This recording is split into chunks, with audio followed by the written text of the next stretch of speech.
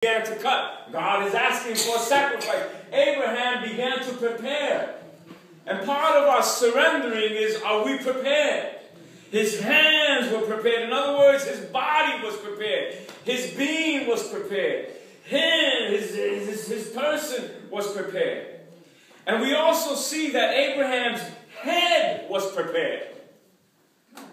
It says it took him 3 days to get to the place. Verse 4 says, on the third day, Abraham looked up and saw the place in the distance. Now, you don't think in those 3 days Abraham could have plotted a different plan and said, I'm going to find an escape route to not have to do this. In 3 days, now put yourself in Abraham's place. This is his only son. This is the promised son.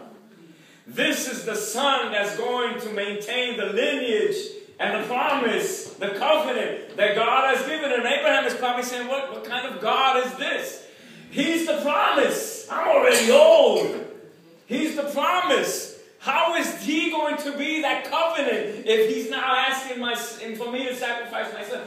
Abraham had plenty of time within that travel to the mountain of Moriah to find another way. Many of us, that's how we are with God. If God asks us to do something, immediately say, okay, go back. Where am I going? How long is it going to be? I got to know, is the temperature hot or cold? Because I got to know I got to pack, the luggage. I got to know if I got to take some Bermuda shirts and shorts. I got to know if I got to take some suntan lotion. I got to have enough money because, how long am I going to be there? When is it? What's the travel time? Am I going to be a direct flight? Or am I going to have to change at a different airplane? I don't know. That's how we are with God. Abraham's hands were prepared. Abraham's head was prepared. He thought about it. And yet Abraham surrendered to God. That's not easy. He's asking for his only son. He's asking for his only son. Let me try to put it a little closer to home. This young man that read the scripture, that was wonderful. Who's the parents of that young man? I saw how Dad immediately went up. Fantastic. All of a sudden God says to Dad, I want you to sacrifice him in the next half hour. We as a church, we probably all like, wait, Lord, you got this. We probably try to back our brother up.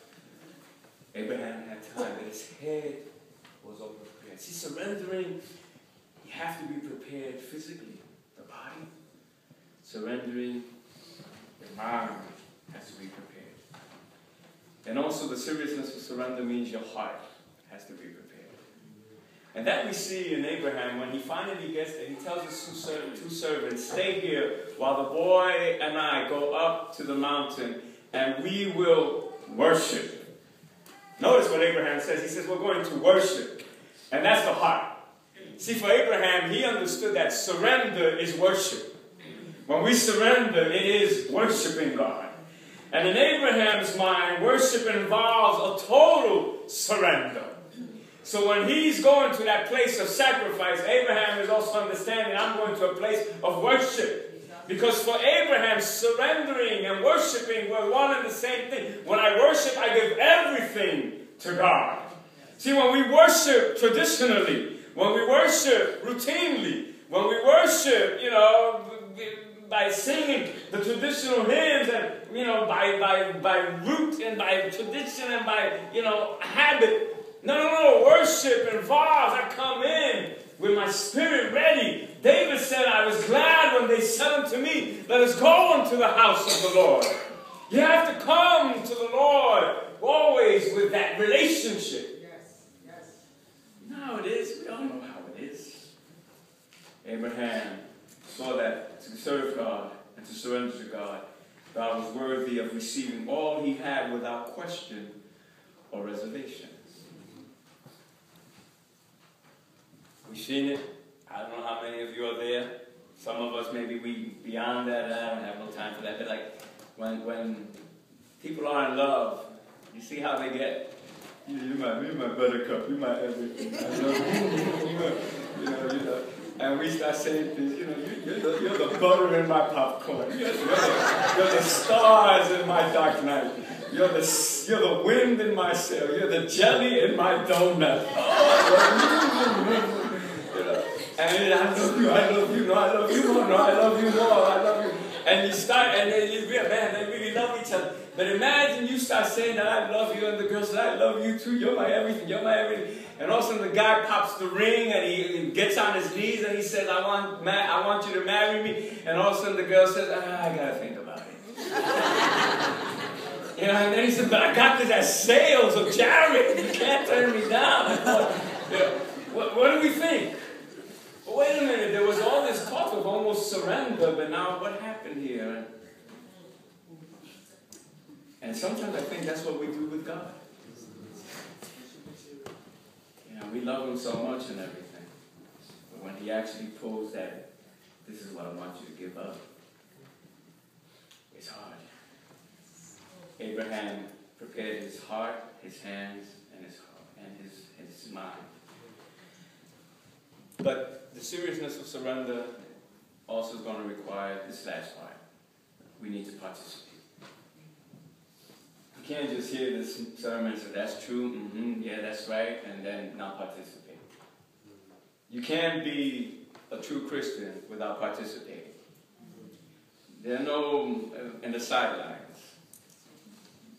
Everybody's a player when it's called to be a Christian. Right. You're not the water boy. You're not the mascot. You're not the one sitting on the, in the pews. Or everyone is called to participate. We're all called to be His children. That's right. So you need to participate. Because you see, we were talking about one of the first things about surrender is relationship. And God is a personal God. And He wants you. Abraham personally got involved with what God was asking of him. Abraham, as he's going up to the mountain, he what? Took the wood and put it on Isaac. Participation. Abraham took the fire and he took the knife. Participation. Abraham led the way. Participation. And see, that's really where surrender begins to take on a serious note. When you actually start to move in it and realize what God is asking of me to surrender, that I'm moving and I'm actually doing it, that's a scary thing. Abraham knew what was waiting. Isaac didn't, but Abraham knew. But he participated. And when you and I learn the seriousness of surrender and we participate, and we still give ourselves to that, God's going to do some amazing things.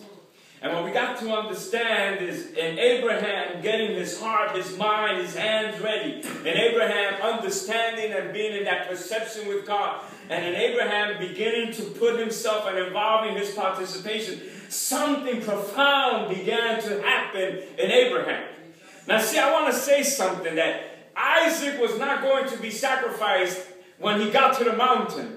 Actually, for Abraham, Isaac already died in verse 2. In chapter 22 and verse 2, then God said, take your son, your only son whom you love, and go to the region of Moriah, sacrifice him there. That's when Isaac died for Abraham. Because Abraham knew, I have to follow what God is telling me. My son is already dead. Abraham didn't begin to let me see how I can get out of this one. Let me see how I can wheel and deal with God. Let me see, maybe I need to find myself another church and another God, because something is just not right here. Well, I don't understand. No, Abraham, if you notice everything, Abraham was faithful. And so for Abraham, as of verse 2, Isaac was already sacrificed. Everything that Abraham